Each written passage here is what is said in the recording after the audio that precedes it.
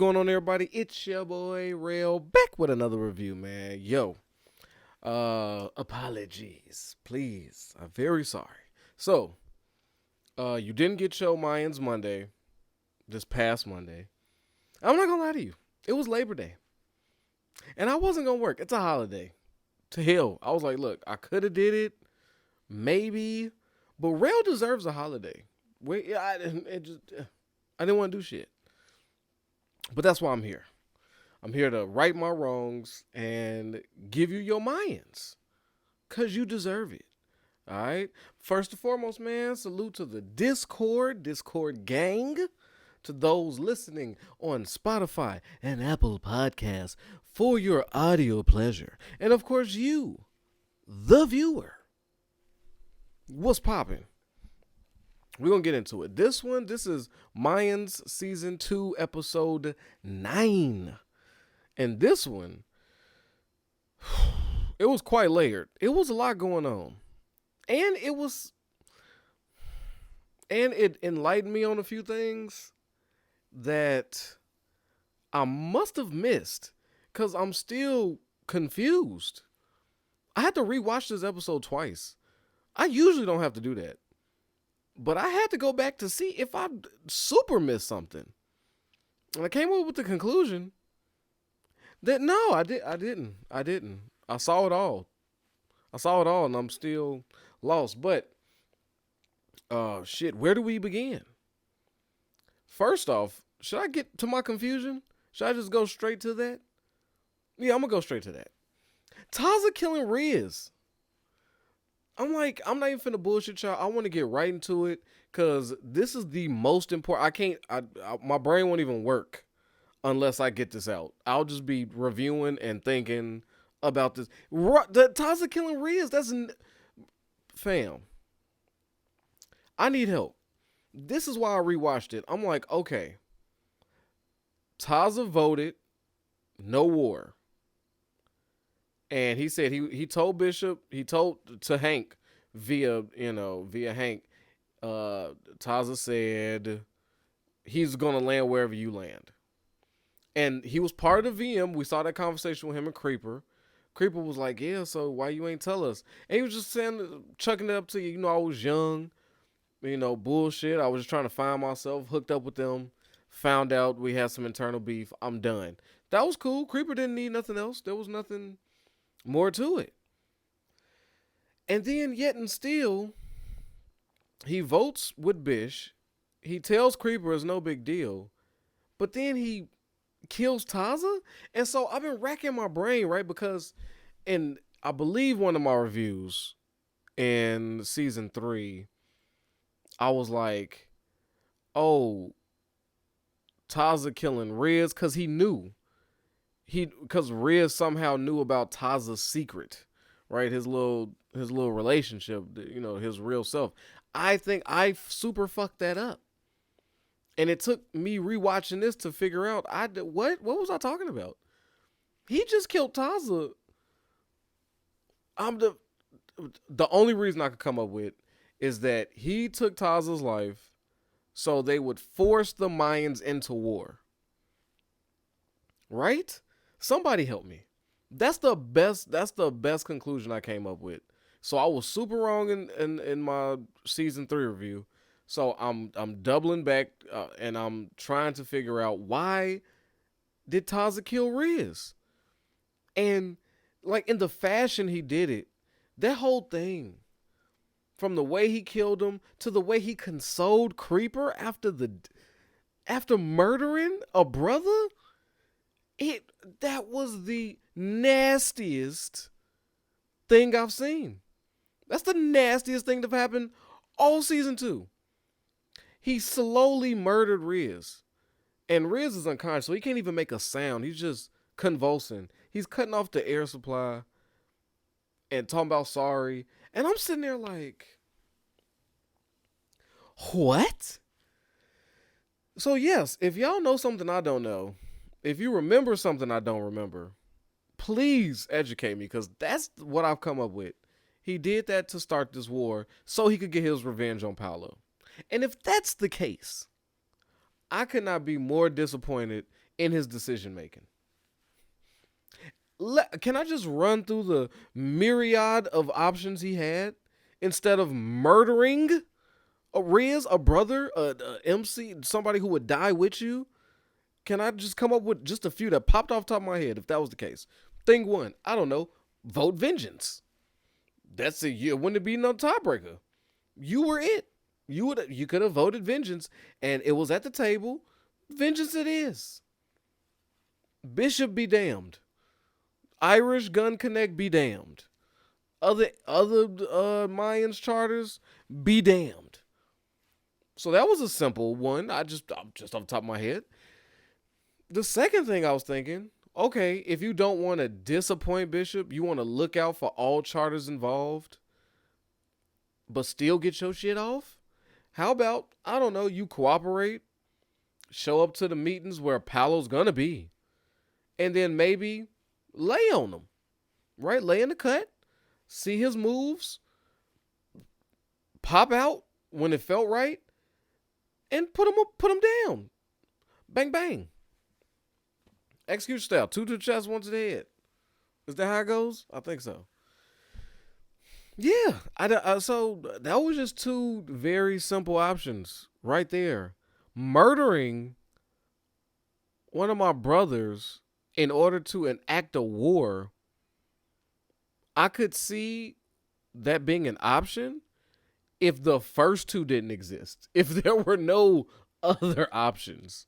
Like, I could see that. So I don't know. And I'm glad that I got to come on camera and share and do this with y'all, because I know y'all gonna look out for me. I know y'all not gonna talk shit about me. I know y'all too good. Y'all would never say, Rail, we tried to tell you back in season 3. You would never be told you so. You would never do that. You will be understanding individuals that is here to support your boy. And I appreciate you. I know you mother. I know it's. I could probably name the 2 or 3 that's finna jump down my throat about this. But yeah, but that's what I came up with. So yeah, and if that's the case, bro, I take back everything. I was so lost on Taza. I was so, from 3 and 4 that he made me feel sympathy for him in those later seasons. I felt like, damn, that's got to be rough. But starting the whole war, doing this bullshit, that's not no excuse. You're a piece of shit, Taza. But I didn't want him dead. I was just like, all right, whatever. But watching this episode, fuck Taza. He needs to die. What, he went nomad now? Oh, yeah, okay. Yeah, I hope they catch his ass. Fuck Taza. I have nothing for him if that's the case. Like, that was crazy. Also, Bishop. This was a very interesting episode for Bishop. I was talking about how last episode it was alluding to this one king that we end up in on season 3. And here you see more of that evolution, like more him leading that way, because he is basically the one making the sole decision. I mean, he's taking it to the table, but is he really? Is there really a vote if you're using your presidential power and you know what I'm saying, you manipulating the vote to those that go with you? You know what I'm saying? I feel like he was doing a little manipulation. But the other charters coming there and saying, hey, it's on you. It's up to y'all. But just think about the ramifications. And you see him go to El Padrino, talk it out with him. And he's landing on the part of, what Creeper? What did Hank say? Creeper said. Creeper said money over blood. I don't even know if that's a Creeper line. Knowing Creeper the way we know him, I don't know. But Bishop is torn. This is when he really had to show us presidential shit. My man's is in the hospital fighting for his life, and my other man's is at the table, hot under the collar, looking like the Mexican Slick Rick, right? The Latino Slick Rick. So, I without the chains. And it's tough. And he's making excuses for masking what he started. And it's so funny. All the time, all of season one, he was coming down on Marcus about shit. Even in season three, he was coming down on Marcus and them about um how this ain't a club no more. Now we a business. All we doing right was business and business. And I'm like the fucking hypocrite. He had this was a prime opportunity for Bishop to go. This is MC life. We're not bowing, we're not kowtowing to no fucking cartel. Cause remember he had a problem with Miguel working for the cartel. We're not employed by the cartel. He had issues with that. But somehow it's no different working with the Irish. You're not. It's the same thing. Running guns or running heroin. If you have to, if you have to change yourself, if you have to go against your morals, if it's not fitting the club, you gotta let it go. Or yes, it's a business. What the fuck? Coco call it Mayans Incorporated. I felt him on that shit, and it's so funny because Bishop knows what he was doing was the wrong thing. He sit there and he's explaining to the other kings at the table. He's like, man, what we did to the VM was some outlaw shit. What they did, that little sneak attack after a meet, that was some straight bullshit. Can't let that live. And Chibbs totally understands. He's like, Chibbs said, I understand, but just know the Irish gonna go somewhere else with their guns. So it is what it is. But it's up to you. I'm not mad either way. Because, and El Padrino, you got El Padrino's there talking about, this is personal for me because I want to do this for Jax. This was the dream of Jax's. Was it? Can I get some clarification on Jax's dream? Because I feel like it be getting skewed. Like, I don't know. I don't know if this was particularly his dream. I think Jax's dream was to take his club out of the gun running business to get back more to an MC, motorcycle enthusiast. Of course, you're gonna outlaw here and there, but you're not gonna define yourself and move according to money. That's not what we were made for. That's not what we do. We get money together, sure, but money doesn't run the club.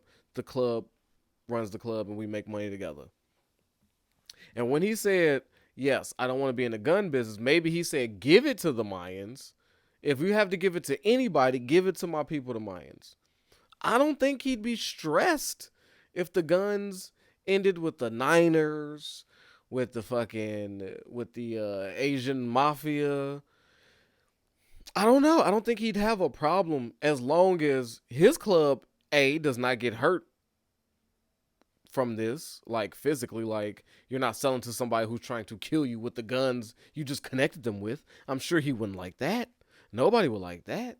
And then two, as long as y'all was able to cash out and y'all don't do that no more, I think his dream is fulfilled. So I think they kind of reaching with this whole using Jack shit. It's feeling like a crutch. But yeah, and Coco rightfully is pissed. The doctor saying his vision could come back. Probably not 100%. And he's a sniper. His eyes mean everything to him. And this is also the downfall of Coco, this injury, because we know the long, hard journey that's ahead of him for season 3. Oh, God, that was the worst. Oh, I'm so glad I reviewed season 3 because I will not rewatch that. The destruction of Coco was a tough pill to swallow that season. I'm not gonna lie to you. That was too much.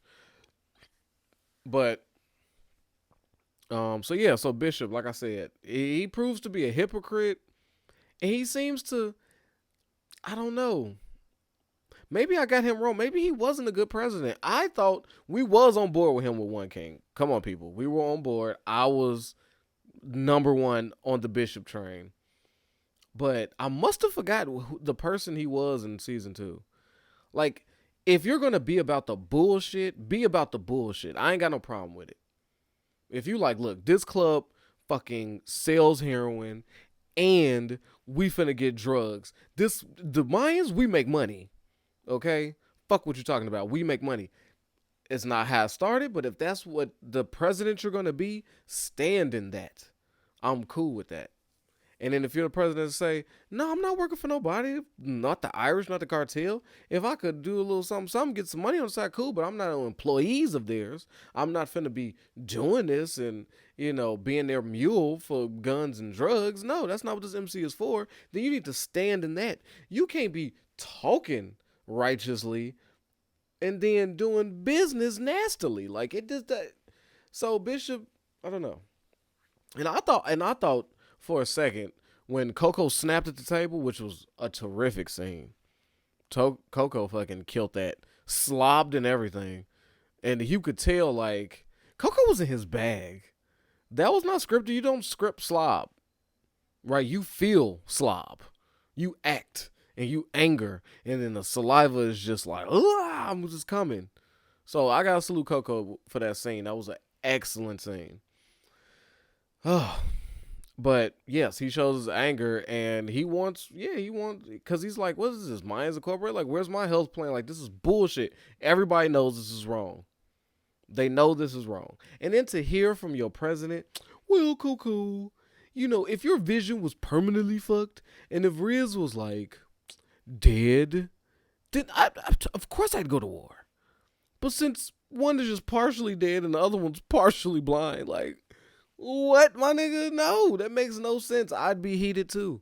It was a beautiful reaction. And I was just like, read the room, Bishop. That wasn't it.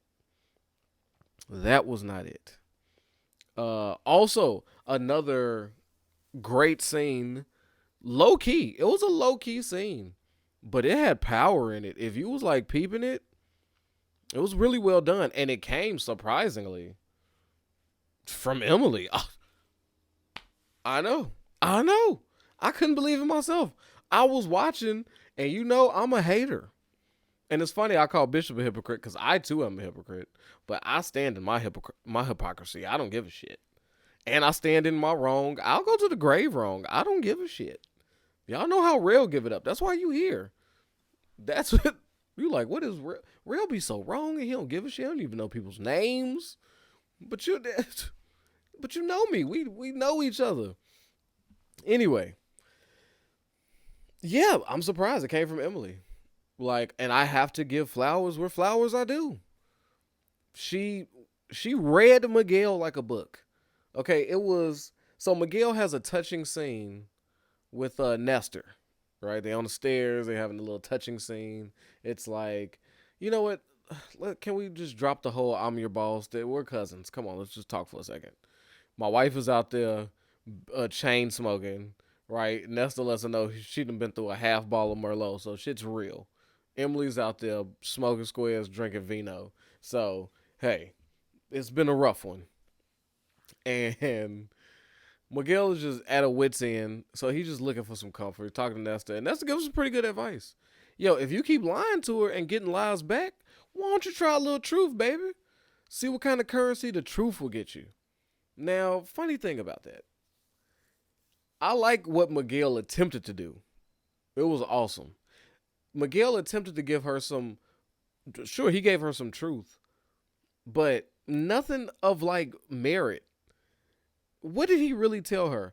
Oh, we got Potter's girlfriend and their child, and we're gonna use this against them. I'm gonna use it for Adelita. The plan is blackmail him with this. He leaves us alone. He frees Adelita. That's my truth, baby. I'm giving you my truth. And Emily's like, okay, but why are you telling me this? Like, this seems like work. I didn't ask you none of this shit. Nigga, if you gonna do this, she want what you lied about. Like, what was the real lie? The one that she pressured you and you was like, nah, I can't let her know this one or the marriage is over, nigga. That's what we talking about.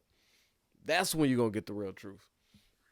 And then I love how he goes, no, it's only because, I've been working so hard on the other side of the border. I forgot about you, baby. I forgot. It was on me. I fucked up.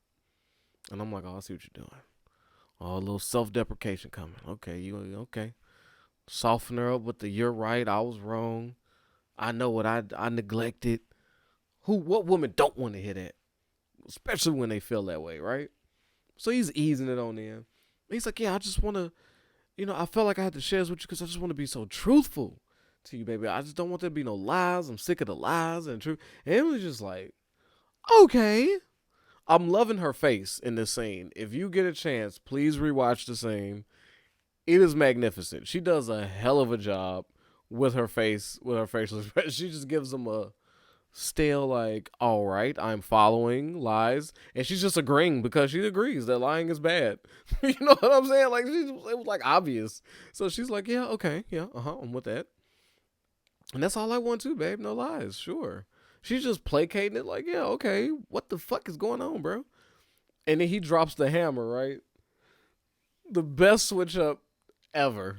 He drops the hammer and says, yeah, so now that we got that off our chest, I would like you to be truthful too. And she's like, huh? What? Yes. You know, this whole thing with, let's be real. You weren't really there to see Easy's father about some steaks. What's the deal? Come on, let me know. And she's like, no, oh no. No, I went to go get dinner. Like, I promised you dinner. I'm gonna go get some steaks to cook. Like, what the fuck? So this whole thing, that's when he just snaps. Miguel thought that he had bought some honesty with that bullshit shit he gave him. He snaps and goes off about the clerk and the suicide, basically saying, bitch, I know you lying. Just fucking tell me what happened to that clerk. Did you just tell me that Easy and his father helped you murder that man to get this deal done, and I'd be fine. And honestly, I gotta be honest. What's the worst that would have happened if she was actually truthful about that? Outside of her ego being hurt, she got the job done. They got away with it. Why wouldn't she say, okay, babe, you got me. You know I fuck with Easy. We have a good friendship. I knew I could come to him to take out this dude. I needed him gone. We all went to high school together. I commissioned him to do it. I have a relationship with his father. I had to communicate through his father to get to Easy. Blase, blase. Well, so now what? Miguel's going to look at that and go, okay, this marriage is done. Like, we're done. And I'm finna go kill Easy and his father. No. I think he'd have just had that sit down like, but look, babe, we don't need no outside help, especially from your ex, right? We don't need that. So I feel like that was a total misread of the situation, but I digress. So she's like, no, and then he's just pressing her about this clerk shit because he knows she lying. We know she lying. Everybody, Emily knows she about to lie. Like, it's the most obvious lie. But the way she stood in that lie it was beautiful. It was kind of how I do. Like, if I'm a stand in my wrong, like, you know how I do. I'm gonna be all the way in it. That's how she was. She was just like, oh, whoa, this whole trust baby, like, trust me, baby, like, oh, I get it now. You projecting. You think I'm bullshitting. You think I'm lying. If you think I'm such a big liar and I'm sneaking around, just monitor me. Put an ankle on me. Put an ankle monitor on me and some shit. Called that nigga out on his shit. Right to his face. I thought it was beautiful. And then she marched out before he could retort. Before Miguel could even work his lips up to have a backup, she storms out. I said, that's how you do it. You call him on some bullshit that you know he just tried to do. You stand in your shit, and before he gets a second to think, you storm off like you got the biggest attitude in the world. And she won. So salute to Emily. That was a great scene. She did a great job. I really enjoyed that. I laughed hard because I was like, that was awesome. And then Miguel talking about every woman in this house is fucking crazy. Yeah, but are they though? They might be, but bro, you're not the most sane. Like, and you not slick. But yeah, I appreciate that little marital lie. I'm taking notes for when I get married. I'm writing down notes. Get mad, spin it, get mad, march out. Copy that. Now, the big reveal is what this real episode was about. Outside of fucking Taza being the worst person in the Mayans verse. Easy, Angel, Ignacio, and Emily. It all starts off with, Emily and Dita. Dita doing the secret mission for her, which Dita is ready to check out. She been trying to die for a long time. I ain't never seen a motherfucker who tried to burn themselves, right? And then now the burning didn't work. So she said, fuck it, somebody gonna kill me. Cause I'm finna set it up that way. I'm finna tell everybody the truth. You feel me? I'm gonna facilitate this meeting. I'm gonna help sneak my daughter-in-law out the house so they could put together the clues and figure out that I'm the one who murdered their mom and tried to get their dad clapped. So come on with it. And I'm like, yo, Dita is checked out. I said, wow. But anyway, she helps her. She helps Emily get to the table. Now it's just cozy. It's just like 8 years ago, back in high school. You know what I'm saying? The good old times. Um, and they sit down. They putting the clues together. I like how Ignacio knows. Right, this is a great scene because it's that. Oh, what does it give? It gives that when you know when like somebody is like almost there, like you watching a game show or something, you like, oh, just turn left. You're almost there. Just turn left. It's right there. And they're like, oh my god, where is it? And you just like, just go left. Like it gives you one of those because Ignacio is sitting there knowing all of the information, and he's like giving pieces of it. He knows the entire story, but he watches them rack their brains like Emily's like, so what? You think Miguel did it? And it's like, I don't know. And then she's defending her husband, like Miguel wasn't. He was in school. He don't even know who the fuck your mama is and all this other shit. Why would he care? So let's get my husband out of here. And and Ignacio's sitting back watching all this go down. And then they taking that information because Ignacio tried to spin it off of his baby mama and put it on the already dead man, which is Miguel's father. You know what I'm saying? He's trying to push it that way, but it's just not adding. Like some shit just don't be mathing right, and it wasn't. And Easy just sitting there like, I don't know. So he left there a little confused, and that ride that he took with Emily was super awkward. She's like, so what the fuck you finna do? Cause you can't kill my husband. That's not gonna happen. Like, so what's the deal?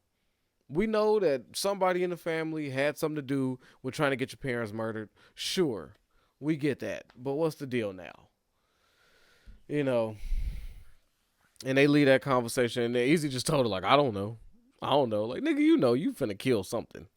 We know the serial killer. You thinking about you just thinking who finna get this bullet. Which still befuddles me, like, because when you think about it, this nigga killed Gabby. Easy killed Gabby, right? For about to snitch on Miguel, for about to snitch on Angel. And this episode was rough too. This is when they was starting their little love.